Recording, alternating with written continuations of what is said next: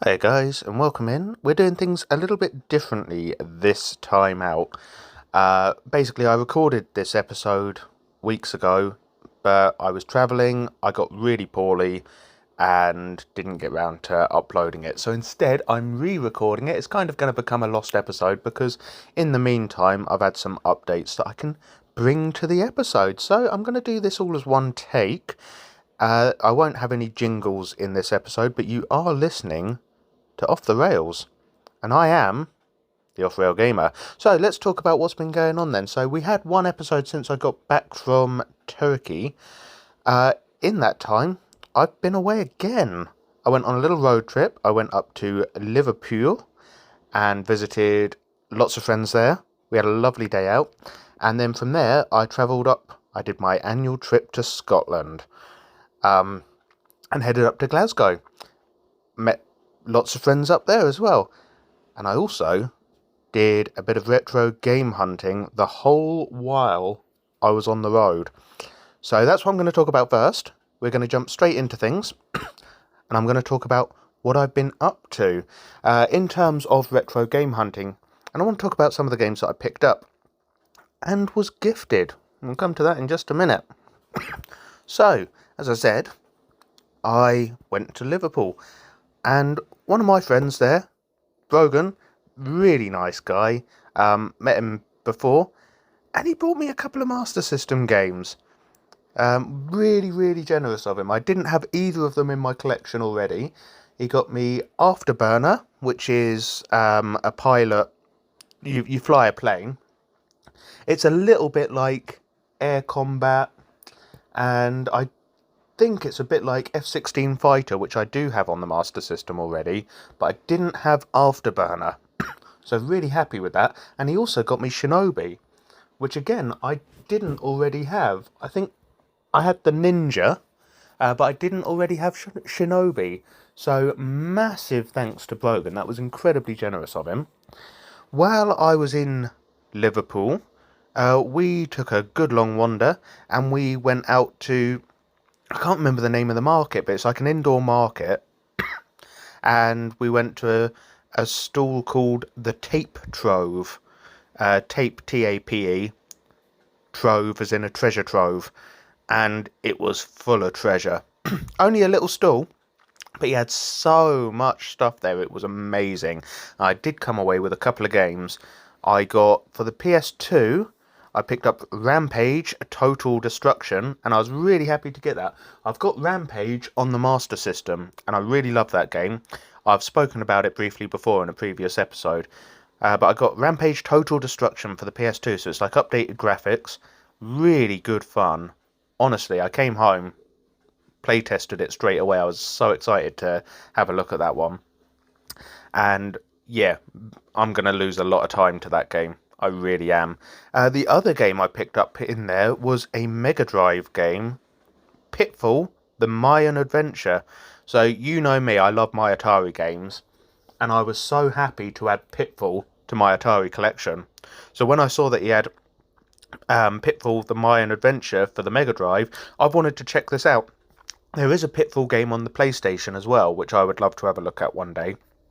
But slowly growing my little Pitfall collection, I haven't actually plugged in the Mega Drive yet since getting back. As I say, I got quite poorly, so I haven't connected up the Mega Drive to have a look at that one yet. But that's on the cards, and we'll probably have a look at that in a stream or something at some point. Then I went up to Glasgow, as I say, and I went round the couple of CEX stores they've got up there, and I also went in a store. It's called GET, Get, you know. It's on Sword Street in Glasgow, so it's a little bit out of the centre, but well worth a look. Honestly, he had some amazing stuff in there. Really glad I went in. So I think from CEX I picked up Juiced and Juiced 2 Hot Import Nights. They're both racing games on the PS2.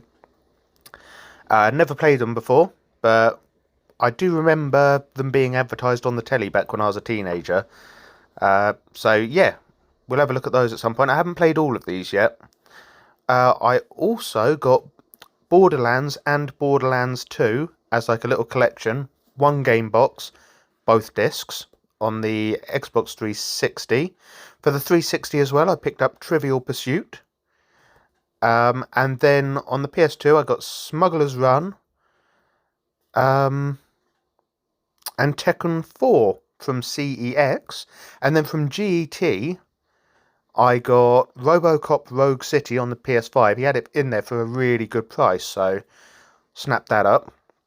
And then back on PS2 again, I got a game called Fireblade, which is a lot like Soviet Strike on the PS1, or the Strike game. Well, you'll be familiar with the Strike games.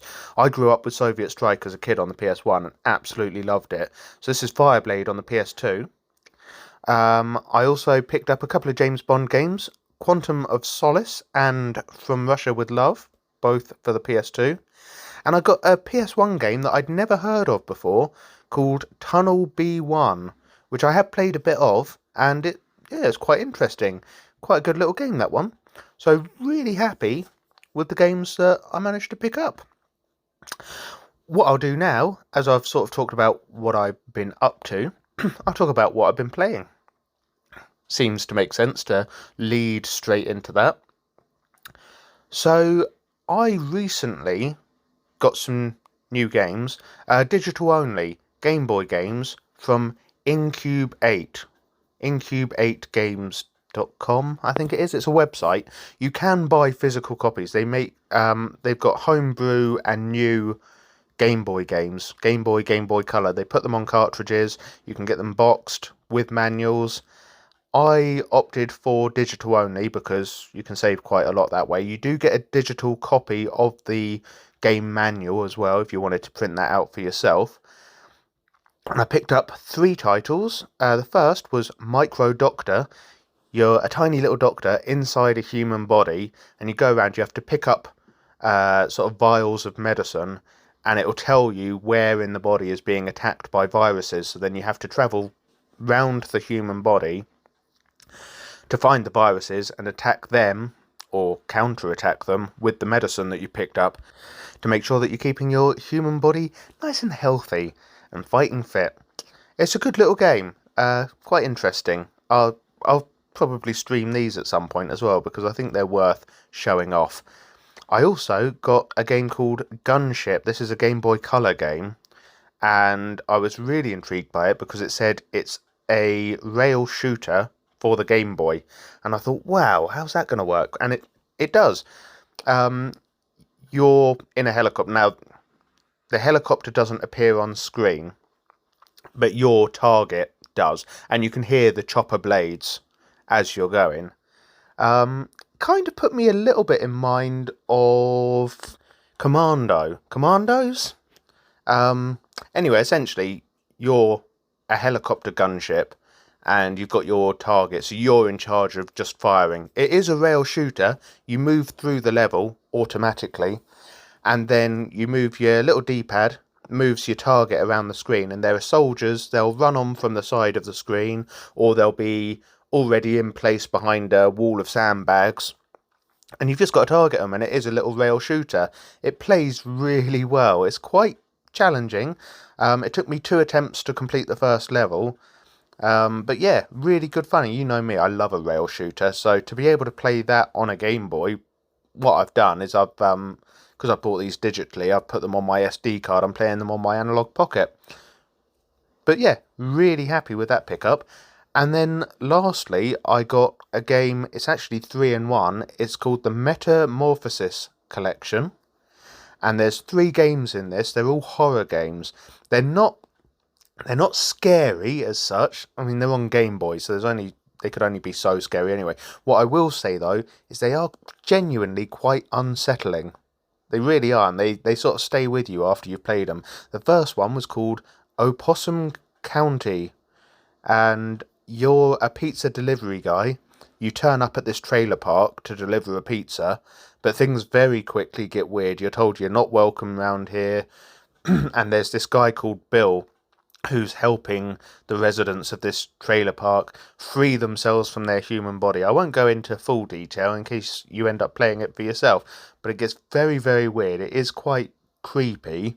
Like I say, it's not scary. There's no jump scares or anything, but it is quite creepy and unsettling. It's quite good. The next one, though, Decline, that one's really grim, in a similar sort of way. They're all in a similar sort of way. You play as a police detective, and there's been a murder at a school. A teacher's been murdered at a school, and you're investigating. But by the same token, you're coming up to retirement age, and you're in decline. You're in mental decline. I think she's got possibly, I think, dementia, or certainly her faculties are going. And as you play through the game, you sort of wonder how much it's dementia and how much it's sort of almost supernatural things going on and people not believing you. It's really well done, though. It's a really good little game. They're only short, these games. I think Decline has multiple endings. They might all have multiple endings. I'm going to give them all another playthrough and try and do different things. I think you can get different endings, and I think I got a bad ending. I think I also got a bad ending on the last game, which is called Specimen 134. You play as a little boy, and his parents have been arguing, and his mum storms off in the night, and then there's these sort of bright flashing lights in the night, and she doesn't come back. She goes missing, and no one wants to help you find her, so you take it upon yourself to go and find her. It's, yeah, a really good little game. I don't want to go into any detail about it. As I say, I will probably stream these at some point, and then we'll have our spoilers, but really, it is quite nasty. I think I got the bad ending on that as well, so we'll try, when I stream it, we'll see if we can get a better ending. I don't know if there is only one outcome, but we'll see what we can do. And then, now here's the exciting bit. You'll be aware that the Nintendo Switch 2 came out 2 or 3 weeks ago now, and I managed to get it just before I went on my road trip. I didn't take it on my road trip with me, but I got it before I went on my road trip, and I got it with Mario Kart World. Can I say, what a game. It is so much fun, that game, and I've also been playing online, and online against people that I know as well, which has been really good, really cool. So that's been amazing, really good fun. Is it as good as Mario Kart 8 Deluxe? Is it an improvement on Mario Kart 8 Deluxe? Really early to say. There's not, at the moment, you've got a world map, and it's true what they said in all the trailers and stuff. You can free roam around the world map, which I think is really good fun. There's not a massive number of courses at the moment, but it has only just come out. There is a tremendous number of characters you can race as, though. So it's good. It's really good. I'm really enjoying it at the moment. And it's been out coming up 3 weeks, I think. And I'm nowhere near bored of it yet. It's really good fun. They've got something called an online knockout tournament where you race to checkpoints. And first you've got to be... So I think there's 24 racers.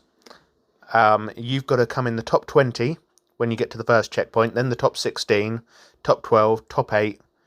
Then you've got to come in the top 4. And then you go for gold right at the end. And if you're not in the top 20, you're out. Or if you're not in the top 16, you're out. The race continues without you. So that's really good fun. That's a really good game mode, actually. And then you've got your Grand Prix, the mode that we're all sort of familiar with. Yeah, really good little game, that.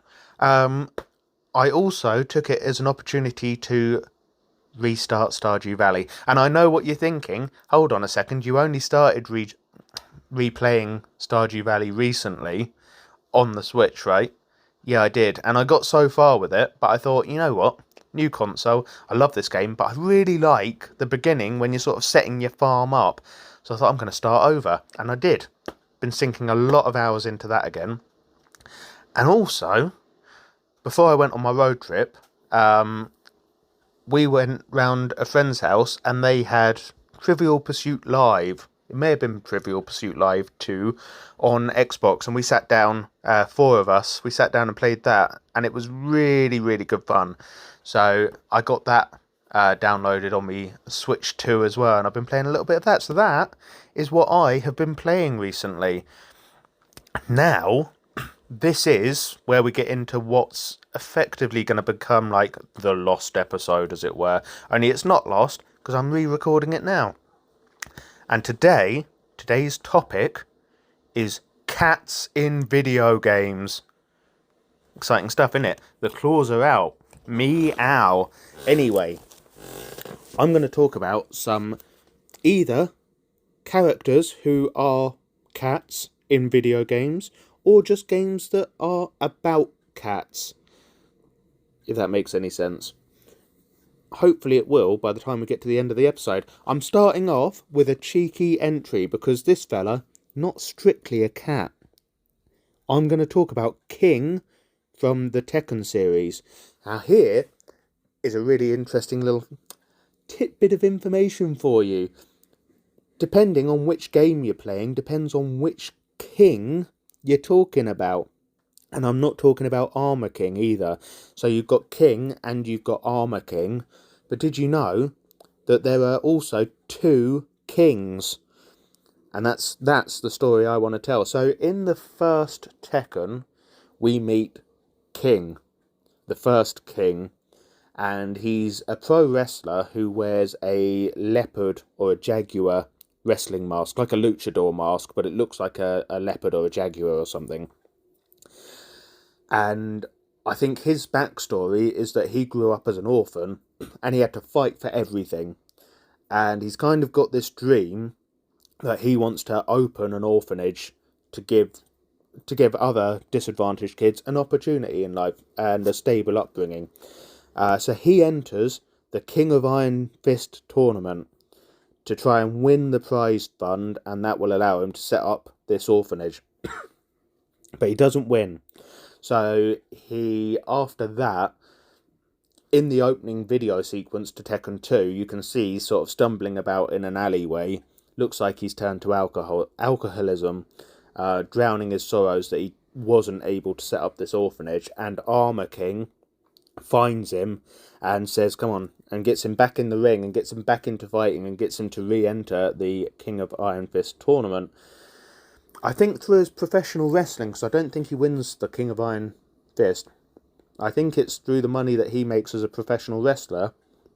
He does set up this orphanage, and the story goes that after the King of Iron Fist 2, or Tekken 2, he does set up this orphanage, and he starts training one of the orphans. One of the orphans starts training and learning from him to become a professional wrestler. Between Tekken 2 and Tekken 3, King dies at the hands of Ogre. So the opening video to Tekken 3, Heihachi and the Mishima Corporation have uncovered this ancient spirit entity thing, Ogre, and it kills King. So this kid from the orphanage who trained with King learns of his mentor's death and decides he's going to don the mask and enter the King of Iron Fist Tournament 3. So that is your new king. As I say, not really a cat, just a man in a cat mask. But it's a very convincing looking mask. It does look like some sort of hybrid, half man, half cat. That's the first entry.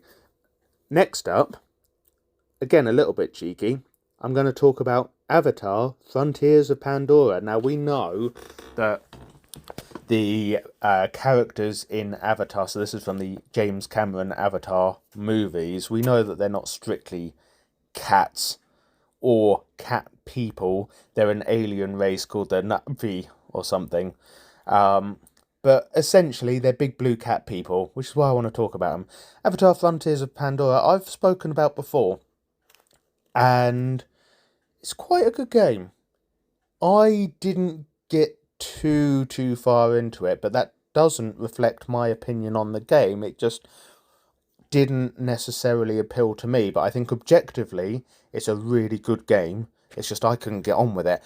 Primarily because it's in a first-person perspective, and I don't tend to get on with those games. I've struggled with Skyrim, I've struggled with Fallout. These are games that I personally think are really good. Ghostwire Tokyo as well. I think they're really good games. Even Doom I get on better with, but even Doom, it was a bit of a struggle because I really don't get on with first-person games. But yeah, it's good. You start out as one of these nutty kids, and I think the colonists have come. They've sort of set up a school, and they've got avatars in the classroom as teachers.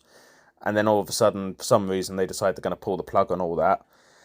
So you have to escape the facility, and this is essentially your tutorial, and it teaches you to sprint, it teaches you to crouch and sneak and jump and stealth attack, and eventually you get free and you go out into the open world, and you get to go and explore the world of the Avatar movies.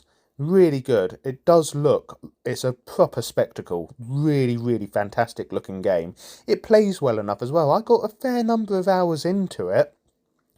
It's just then I gave up. But yeah, not a bad game.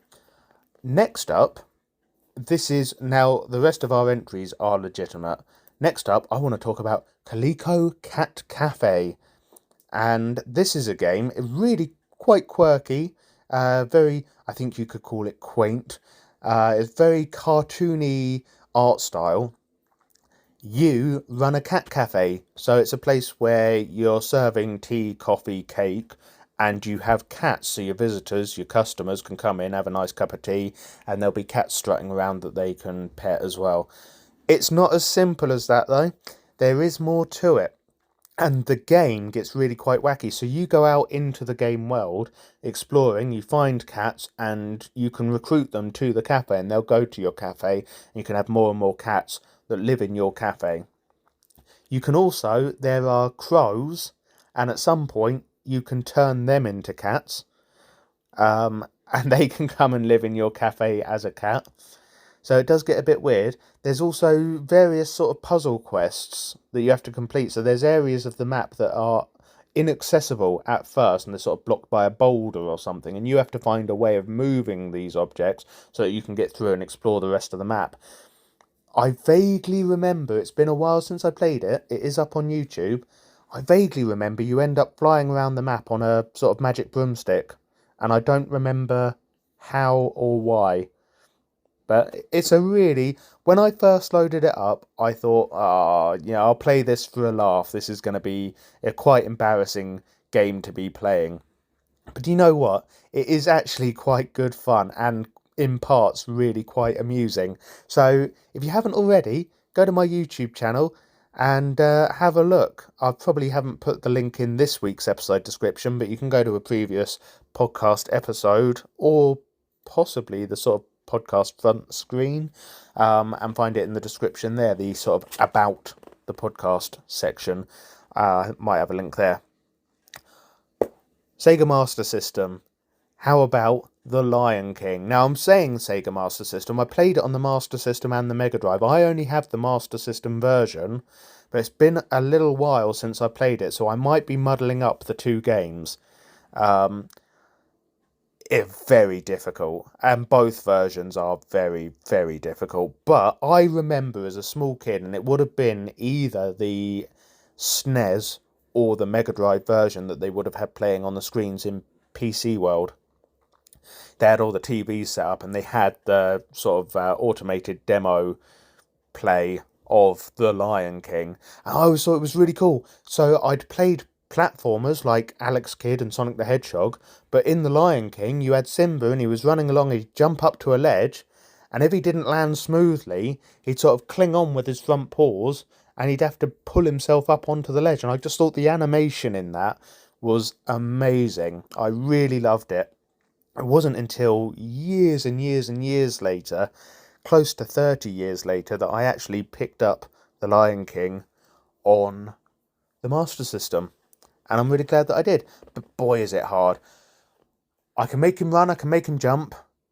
I think he's meant to be able to attack. Now, there's only two buttons on the Master System, right? The A button and the B button.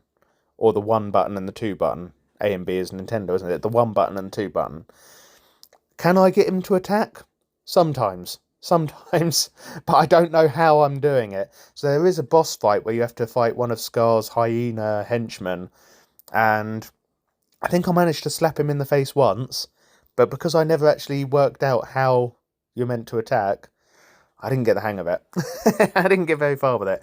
The next one, staying on Master System, Tom and Jerry. I think its full title might be something like Tom and Jerry the movie, but I'll just call it Tom and Jerry. Really good little platformer. You play as Tom, the cat, and you've got to try and catch Jerry. And I understand that it is possible to catch Jerry, and that is how you win the game. You have to catch Jerry. But yeah, very brightly coloured, proper. It looks like a Tom and Jerry cartoon, and it's really quite neat. Essentially, Jerry runs across the screen, and you play as Tom, and you run after him, and there's all obstacles, and it's a proper little platformer. You've got to jump between ledges and try not to fall down gaps and what have you. And all the while, you're trying to gain on Jerry and make sure that he doesn't get away, whilst not getting yourself into mischief. Really good fun. It actually is. Good game, that one. The next game I want to talk about, I think, is quite cheeky. And I played this on the Switch before the Switch 2 came out. So we're talking Switch now. It's called Little Strays. And I think they've tried to capitalise on the success of a game that I'm going to talk about directly following this. So I won't give it away, but you probably know what I'm talking about. Little Strays. I think they've tried to capitalise on the title. It's not the same. It is decent enough. It's a little puzzle game. You play as a little cat. You can make him run around, jump, climb ledges, and meow. But essentially there's these items on the map, and I think it's like cans of cat food, and you've got to go and collect them all within a time limit. So on level 1 you're looking for, I think it's just one or two cans of cat food, and then each level there's an additional can of cat food. They're not always in the same place each time. They spawn in different places, so you can't just find a route round the map. You're going to be looking at different routes every level. I don't think the time limit increases, so you've got to try and collect more cans of food in the same amount of time, which is where the challenge comes from. But it is actually quite a good fun little game. I got it for, I think, £2 or £3, and I think if I'd have paid more than that, I would have felt hard done by. But I saw it, and I had in mind that I wanted to do this list, and I thought, oh, that could be an interesting one. I don't think necessarily everyone will have heard of it. If you can get it cheap or free, I'd say it's worth it.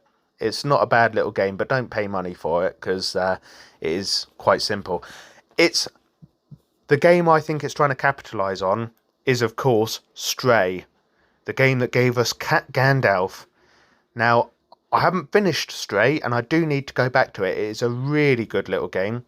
You play as a little cat in a sort of post-apocalyptic world. You start out in what looks like a big storm drain, and you're in a group of cats, and you can run around, jump, climb up on ledges, meow.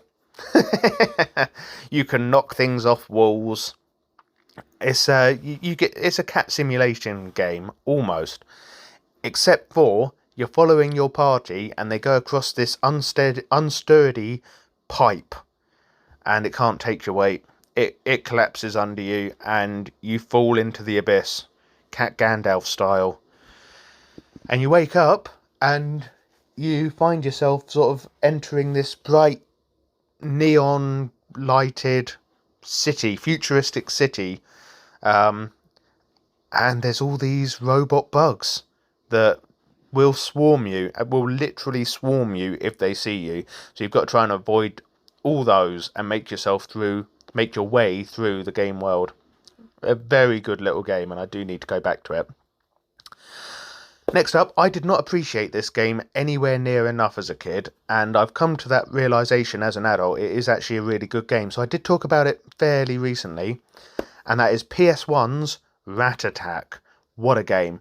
This is, you can play it one player, or you can play local versus, but the storyline, the campaign, if you want to call it that, is single player. you play as a cat, and there are different breeds of cat that you can choose to play as, and I think they do have different sort of skill sets. So some of them will run faster, some of them will be able to release bigger traps, and that's the purpose of the game. Is you start out in a house, and the house is swarming with rats. So you, as the cat, want to run around, and you press, I think it's the X button. You can draw out a circle, a big trap around the rats. Then you release it, and it shrinks up, and you've caught those rats. There is an area on the map. It's a small sort of circle, almost like a button. You need to run and stand on that area, and all the rats that you've caught will then get sort of sucked up into the air, and they can't be released again. If you run into a rat while you've got all the others caught, if a rat runs into you, it will knock you senseless for a bit, and all the rats that you've caught are released into the map again. You've got a time limit to catch so many rats, and I don't know if it's all of the rats in the level, but I think you start off, you've got to catch 15 rats, and you've got to catch 30 rats. And you go through the different rooms of the house. So I think you start in the living room, you go in the kitchen, the bathroom, and then I think you go out in the garden, and then you get your boss fight. So I think the 5th level is always a boss fight, and I'll only talk about the first one because I don't want to give away too many spoilers. The first one, you're sort of fighting a dog, and there's a dustbin in the middle. I think you've got to get him to run at you, dodge his attack, so he runs headfirst into the dustbin, and then you can go and attack him. I think you jump on his head. It's a really good little game. It's a little bit, I guess, only because of the era. In style, it's nothing like, but it's a little bit like Crash Bandicoot. Certainly some of the boss fights feel like a Crash Bandicoot boss fight. Other than that, the gameplay is completely, totally different from Crash Bandicoot, but fantastic little game. Penultimately on the list, I want to talk about Bubsy. Particularly Bubsy the cat in Claw's Encounters of the Third Kind. This is a platformer on the... Well, I played it on the Mega Drive. You can also get it on the SNES as well. And it's a really good little platform, you know. It's quite weird. What I did notice is if you make Bubsy run, you hold down on the D-pad to make him run. The longer you hold it down, the faster and faster he runs. And he gets really fast. And I don't know, I think I remember seeing years ago people saying, yeah, that was actually like a bit of a glitch in the code. But I think they spotted it and left it in. It makes for a really entertaining game. You run through a level. It's a linear 2D side-scrolling platformer. You run around, you're collecting balls of yarn, which I think just scores you points. And then there's various enemies in the game that you want to try and avoid, jump on their heads. In the second level, there's traffic, like proper motorised cars driving around. You've got to jump over them. You don't want to get involved with them. They will knock you over. And you're just running to the end of each level.